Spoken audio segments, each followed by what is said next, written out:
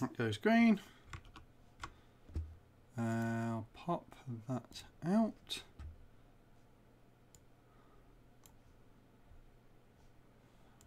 Refresh this page. And I'm live. Excellent. Right, so I can just keep that open. There should be the top chat there. So there's two chat windows open, so I can actually close down that one, Actually pop that out so I can actually see everything. So yes, I believe everything's actually working. So I'll just move this over here and block my face up so I can't actually see it. 1 second.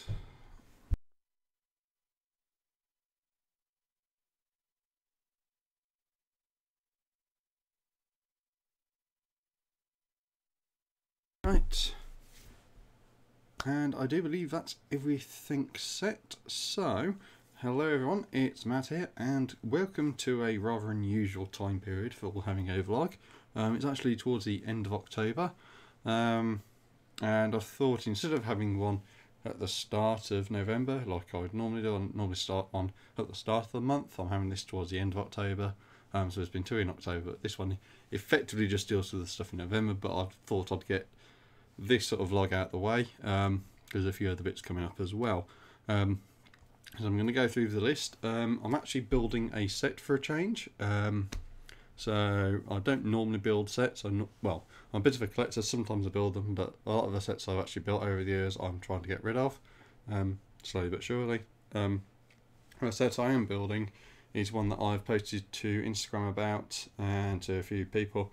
Is that Ninjago City Docks was 31% off at Smith's recently, and I've actually been building that. So if I pan the camera around, there's Ninjago City itself, and then there's the docks right next to it, so in its partly built state. And I've got the bag 14, so there's still quite a lot to do with that, but nevertheless it's sort of it's a bit of Lego and it's a bit different to what I'm normally doing. I've also started set dressing, if you like, for the BMR freight cart and Brickliner update videos. So we have the sort of like imitation pumpkin with candle inside that actually has got the reason why the printing doesn't look right and why it looks cracked is because it is cracked. It was in my bag at work and my bag fell to the floor from the desk and that broke up. So that's just been glued together, so it should create a nice effect. And then there's also the little sort of like cup candle all the way at the back there, just for a bit of illumination, so I can close the curtains, turn the lights off, and then there's candles everywhere. Spooky. So that's going to be for those. OcTRAINber, my OcTRAINber entry is pretty much finished. There is quite a reasonable list of stuff to go through to sort of get it finished. There's the driver's side valve gear actuator, there's the rest of the eccentric crank and that sort of link mechanism. That's just for the loco, and then there's a final pass for the loco as well to make sure everything's correct, there's no loose pieces and that sort of stuff. And then it's just stuff for the tenders, so there's the tender handrails, the rear tender ladder, because that's not on the model yet. What else is there? And there's a few other bits and pieces like making sure the tenders are all uniform and everything matches up. And quite a lot of stuff like that where it's just like little bits, but it does amount to quite a lot. It's about 3 to 4 hours of work, I'd say, left in just getting that up to that stage, and obviously then there's the final pass through, and I'll be ready to go. So I'd anticipate that if I spend a couple of hours today just doing the building work, so that's the reversing cylinder and a few other bits and pieces, hopefully with that done, I can just leave the final pass till tomorrow or a day like that and just get that out of the way, and then that's that solved. So it just kind of finishes that off neatly, and then it's hopefully a couple of days before the deadline, so that if anybody does notice any glaring problems, I can just sort of like, I'll just fix that and thank you and upload it again and solve that. Gaming news. Gaming is always a big part of me. I'm actually wearing an American Truck Simulator t-shirt for Oregon, so that should sort of show off my credentials. I was able to finish my Overwatch competitive placement matches. I think it's 2132 is my rank, so I think it's gold rather than platinum. I sort of peaked at platinum, then I've just sort of dropped down to gold, and I'm just continuously gold now. Which to my mind I'm not too bothered about. The effort to get to platinum I don't think is worth it in my opinion, because I don't really like competitive stuff. I'd sooner go on quick play or the arcade.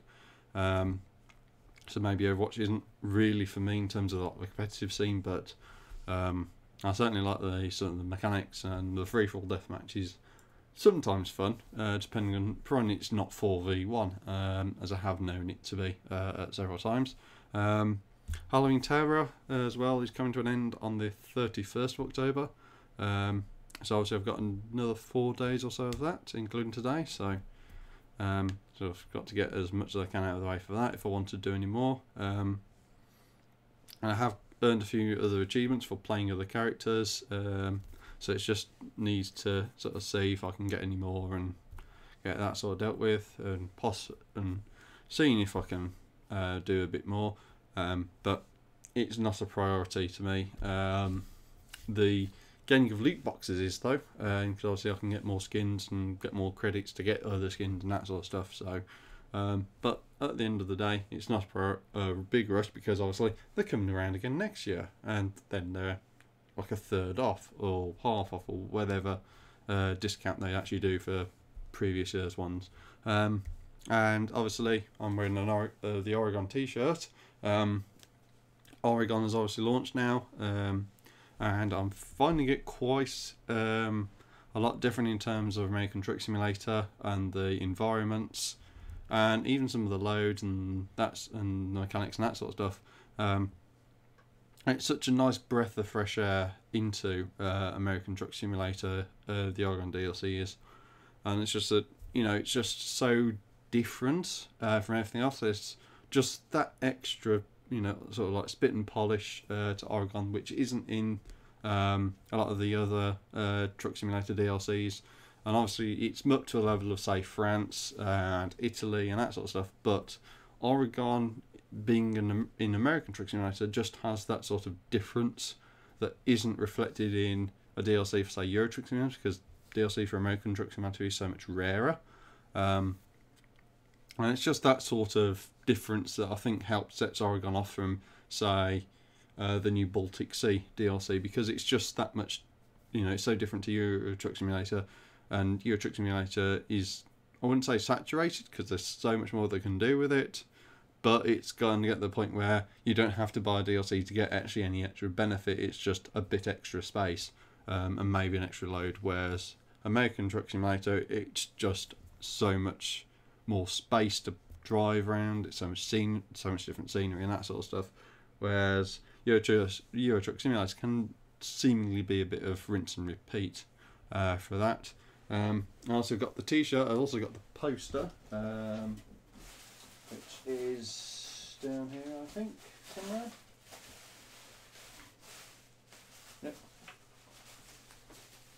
So here is the poster. It's actually folded into 4, so you can sort of see it's quite a big poster. And I'll probably be hanging that up at work to sort of show off a bit and make it look a bit different. And obviously that's going on to the next bit of Rivals, because there's quite a lot of stuff that's I've bought or that's arriving or will be arriving, so I thought I'd discuss that as well. If you're on a second.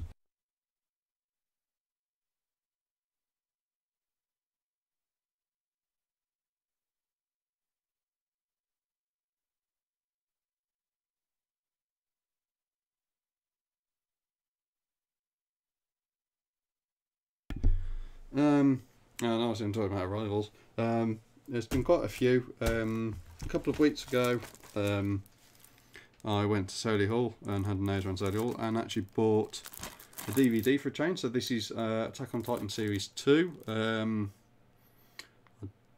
kind of watched the first episode, but I need to watch the rest of them.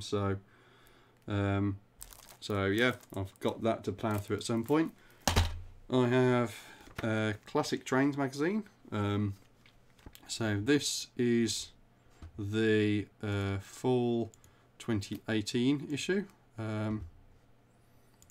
So obviously there's quite a lot to see about that.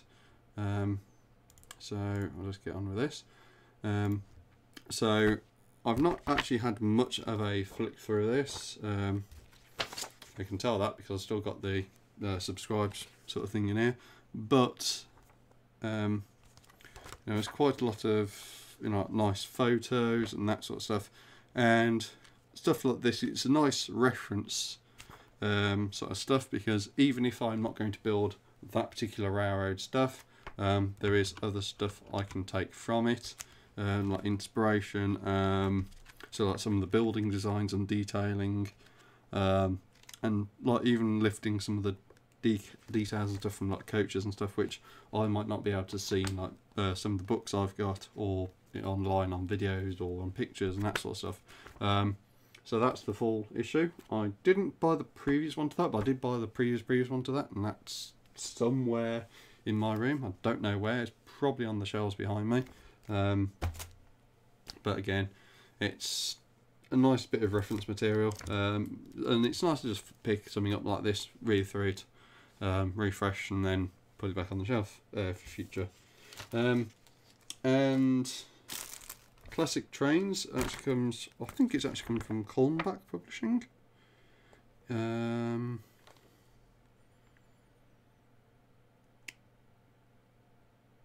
Let's have a look.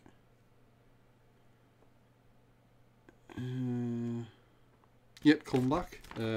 So one of Colnback's other publications is Model Railroader, and they often produce some quite nice books, and their latest sort of book is this one, which is Produce Trains and Produce Traffic and Trains, I should say.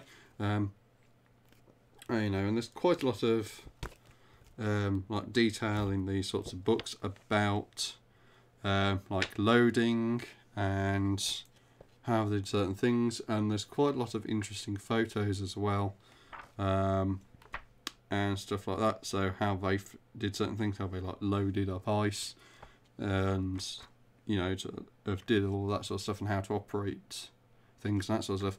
I mean, even the cover itself has got this really nice photo of them actually loading up some Santa Fe reefers, and you can sort of see that actually that platform is actually part of the truck. It sort of sits behind the cab, so they've actually loaded up the sort of like cage with ice, and actually manoeuvre it into the ice bunkers and the ends of the reefer to load it up with ice. But it's just something that's a really nice change to some of the other sources I have too. And then the other one which has arrived, there's another couple due at some point. We actually have express mail and merchandise service. So that again, it's just a nice bit of reference material, and even if I don't use it for like the railroad actual model, sort of like the boxcar, sort of like these, or the like baggage cars and stuff like that, I can use it for other stuff like the road vehicles, because there's a lot. I mean, even like a photo like that, for example, on this sort of page here, I can use a photo like that for quite a lot of things and referencing, and it's just something different from everything else I've seen and other bits, so I can actually pick up certain stuff like that. So it might say what the manufacturer is or what the model is, and I can look from that for other photos and actually do models that way as well. And it's just something different and from other stuff as well. And it wouldn't be fair to talk about arrivals without talking about departures as well. So some of you may have already watched it, but I did send a package off to Glenn Holland of Brickliner Railroader fame. So that's sort of the thing he actually said he was tagged in. but it's the sort of stuff, from my opinion, where it's just a case of they're not doing anything in my house. I won't need them because I'm modelling sort of American trained, so British stuff to me doesn't really matter. You know, and those books, you know, Glenn will obviously find a use for some of them. They'll be a bit different, they'll be a bit interesting, and I certainly liked the technical aspect of the Prototype Locomotives book. I mean, it's not everyone's cup of tea. Some people, when they have a look at logos or unique items like that, will sort of go, I want to have a look at what it was, I want a bit of description, that's it. Whereas the more technical minded will go, oh, there's a circuit diagram there, or there's that schematic, or there's this schematic, or, you know, and it's just something different that you don't not often see in books, and especially in sort of rarer materials like that. I mean, I've never seen any references to the kits and still locos other than in that book. So it's just something different from that compared to other stuff. And the other stuff, like the rose and the chocolates and that sort of stuff, was actually like what can I send him that he won't be expecting but he'll like? And the Cadbury's chocolate has certainly gone down well. So I'll have to. He's already said he might have to have me as a importer for him, so I can buy stuff and send it to him. So who knows what the future brings from that sort of aspect. But we've had a bit of discussion. And I've identified some of the stuff that's actually held in the National Railway Museum in York, in their search engine department, for stuff that he might be able to use. So I might be going to York at some point to have a look in the search engine for their stuff, and have a look at that sort of stuff. So in actual fact, to aid me, partly for York and partly just for other stuff, I actually bought some cotton gloves as well. So there's always those to go through, and I can use those to sort of help preserve certain stuff. And when I'm handling models as well, they're quite cotton gloves are quite useful for that, because it actually sort of gives you a layer, so it helps absorb all the moisture and sort of stuff on your skin, so it won't leave fingerprints behind, or as bad fingerprints behind. So I can use those when I'm handling models on camera and that sort of stuff. So it helps keeps doesn't leave fingerprints everywhere, so it gives everything a bit more of a natural and neutral look rather than having a big thumbprint on a Lego torso or something. So I do believe that's it. There's going to be quite a few changes coming up, and surprises as well, with regards to the freight car and Brickliner updates. So I'm going to leave it there for now, for this vlog. And obviously if you've got any questions, pop them in the comment section below. But other than that, I'm done here, and I'll hopefully see you in the video coming up very soon.